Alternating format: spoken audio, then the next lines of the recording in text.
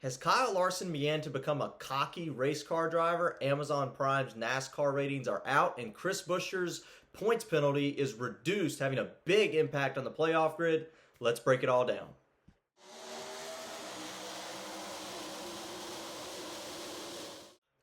Hello, everybody. Welcome to Dirty Air. I'm your host, Alex Lambert, and we have a lot to talk about on this Wednesday edition of Dirty Air. A lot has been going on this week. Kyle Larson, some comments at Indy, a points penalty being reduced for Chris Buescher this week on this Wednesday afternoon that really has a pretty solid impact on the playoff grid. We'll break that down, take a look at that, and then, of course, we'll take a look at Prime Video's TV rating numbers are out and official. Let's go ahead and break it down. Let's get into it. Let's start out by talking a little bit about Kyle Larson. Some controversy this week from the driver, the number 5 car on the NASCAR side, the 17 car on the IndyCar side. This week in Indianapolis, Scott McLaughlin unfortunately wrecked out before they took the green flag. So on the pace laps, on the lap coming to the green flag, unfortunately made a mistake. It was once again treacherous track conditions with the temperatures, the race cars, all that. Definitely. Also, they're going, I think 100 miles an hour on their pace laps, much faster than NASCAR. Made a mistake. Crashed before the race started. Well, Kyle Larson, or at least his team, had some comments about this. Now, it's unsure if this was the spotter or Kyle Larson. To me, it kind of sounded like Kyle Larson, but I don't know that at all. But over the radio, did radio in that somebody crashed and then called him an effing idiot before the race started. Kyle Larson then proceeded to give him a thumbs up when he drove by Scott McLaughlin on the pace lap. Larson was obviously frustrated about the delay already. Then delaying the start even more was certainly probably not ideal for him. I think he was getting very frustrated. But it has, created some uproar online, asking the question, is Kyle Larson a cocky driver? Scott McLaughlin actually did respond to this video on X, saying, I guess this takes me out of contention for best driver in the world talk. Certainly just a little bit of midweek drama to talk about here. I don't think any of this is a huge deal. I don't know Larson and McLaughlin's, on or off track relationship. Some of that could, be uncertain. But does Kyle Larson have a cocky attitude? I think this is something that, has been recognized by fans for quite some time. It's just finally getting a little more attention than recently. Kyle Larson definitely, when I look at it from a fan perspective, when I watch on TV, listen to his interviews, I've never met the guy in person, but when I watch him on TV, watch his interviews, watch what he does on the racetrack, yes, I think he definitely comes off as maybe more arrogant than some drivers, not as humble as some other race car drivers, and of course he makes a lot of mistakes too. So when you view him as somebody who's cocky or arrogant, and then when he does make a mistake, it's just going to shine the spotlight on it that much more. Larson does make way more mistakes on the racetrack than other drivers. Kyle Busch is another one that makes a lot of mistakes, but Larson has one of the fastest race cars on the racetracks and does, make a lot of mistakes. You go back to Texas, probably should have won that, then dominates Kansas. Then you go back to, this week in Charlotte, has the lead. Looks to have a really fast race car, qualified on the front row, makes a bad mistake there. So, the wreck in Indy 500, the 2 wrecks in the Coke 600 just makes it all worse for Kyle Larson at this point. So certainly very frustrating there. But yes, I think Kyle Larson has had a more of an arrogant demeanor about him for a few years now. I think fans get a little frustrated because it seems like the media, maybe like the Booth pre-race show, sort of bails him out a little bit, doesn't really, say that he's like that, kind of says, oh, super nice, humble guy. And that's really not what he comes off, as a fan watching on TV. And I'm not saying it's a bad thing. If he's going to be, if Larson thinks he's the best driver in the world, I don't think there's anything wrong with that. I think he should think that. But, let's kind of paint that picture. This guy thinks he's the best, and that's how he's going to act. So I don't think there's anything wrong with what Larson does as far as how he acts. I think it's just I think fans get frustrated when it's perceived as he's the nice guy. When, I think he does show a little bit of arrogance sometimes, at least, watching on TV. Once again, this is just me watching as a fan on television from what I see.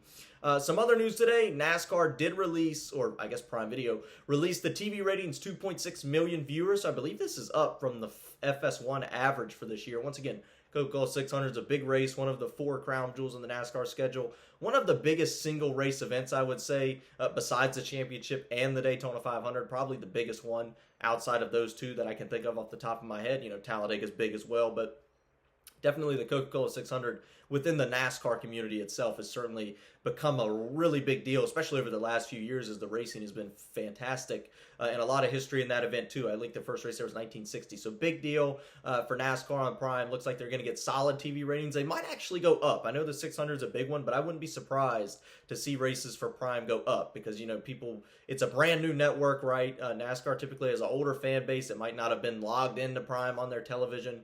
So it will certainly be interesting to see if the ratings, get better or how they will be in this next Sunday night at Nashville and then going to Michigan after that. Certainly going to be kind of an interesting thing to watch. I want to see how those TV numbers play out for the next few weeks. Now, talking about the TV numbers and, once again, mentioning the Indianapolis 500, for the third time in the last 30 years, the Indianapolis 500 beat the Daytona 500 in TV ratings, just over 6.5 million for the Daytona 500 this year. And then, of course, Indy actually beat 7 million. Big jump in Indy. It was less than 6 million last year.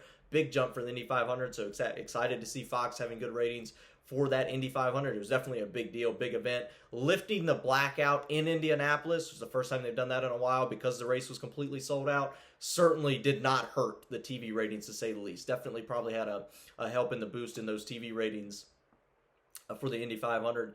Daytona 500, once again, affected by rain. Was it 5-hour rain delay? Very frustrating for NASCAR. It's really just bad luck. I mean, I know you can talk about scheduling and all that, but to essentially have a 4-hour rain delay multiple years in a row is frustrating. You go back to 2021, the last time Indy beat the Daytona 500. Long rain delay late into the night. And then, of course, last year, 2024's race was moved to a Monday afternoon at 4 o'clock. People still getting things done on a Monday, right? A Monday's not the best day to have a major sporting event. I think the Monaco Grand Prix got over 2 million as well. So racing a big deal in America, and especially on Memorial Day weekend, and especially those Daytona 500s and those Indianapolis 500s, major sporting events in the U.S. Let's talk a little bit about RFK Racing, right? We talked about how it's been a rough year for them. A few weeks ago, Chris Buescher got a massive points penalty, 60 points, 5 playoff points. Crew chief suspended for 2 weeks. I think it was $75,000. Well, Scott Graves, once again, served that penalty, so has already served the 2-week suspension. He did serve it at the All-Star race and this week Coca-Cola 600, and then he will be back this week for NASCAR Nashville. Well, the penalty has been reduced, so the appeals panel did reduce the regular season points penalty from 60 points to 30 points. So everything else is the same, right? The fine's still there. The playoff point, the 5 playoff point penalty, which is pretty big, definitely can have a big impact later on this season. If he does make the playoffs, definitely is still there, big deal. But the penalty does get reduced from 60 regular points to 30 regular season points. We'll take a look at the play. This does affect the playoff grid pretty heavily. We'll take a look at that in just a few moments. Once again, let's take a look at why the appeals panel decided to. A tweet from Bob Pockler sort of explains this a little better. So once again, it was underneath the front of the race car, something they modified. They're allowed to modify it to a certain extent, but overdid it.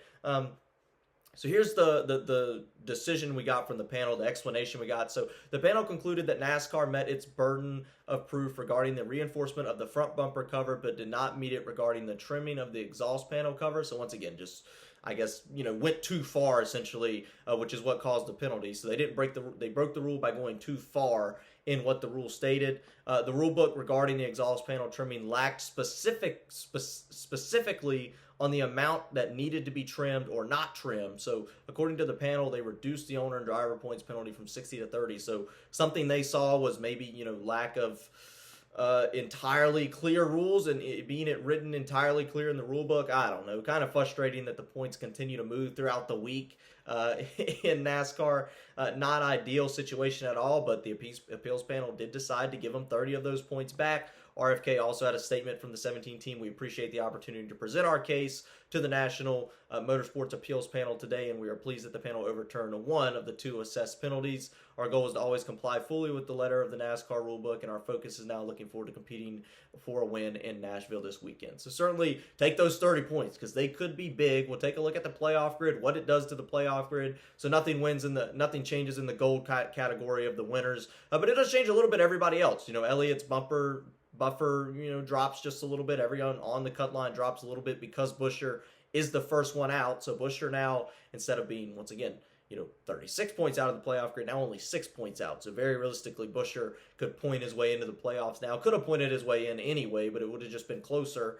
And then, of course, once again, Buescher is still a driver that I think can win races. You go back to like 2023, won 3 races in the summer stretch there. Buescher's a driver that can win if they can get a little more speed out of that race car. Certainly when I go to these racetracks like Michigan, where he's won at before, Richmond, where he's won at before, later on in the summer, Daytona, where he's won at before in the summer, I certainly think Buescher could get a win before we even get to the playoffs, where he doesn't even need to point his way in. But certainly interesting to watch for the rest of the season. We'll have to keep an eye on this playoff grid moving forward. Let's get 13 of the 36 races complete. So we're now in the second half of the regular season. That's really it. All I wanted to talk about on this midweek edition of Dirty Air. Let me know what you think. Do you think Kyle Larson is, sort of a cocky driver? Do you think he's the best driver all around right now? And then, of course, what did you think of Amazon Prime Video's coverage of NASCAR? What do you think about the ratings, TV ratings this week? And then, of course, about Chris Buescher's penalty getting reduced from 60 to 30 points. Let's get rowdy.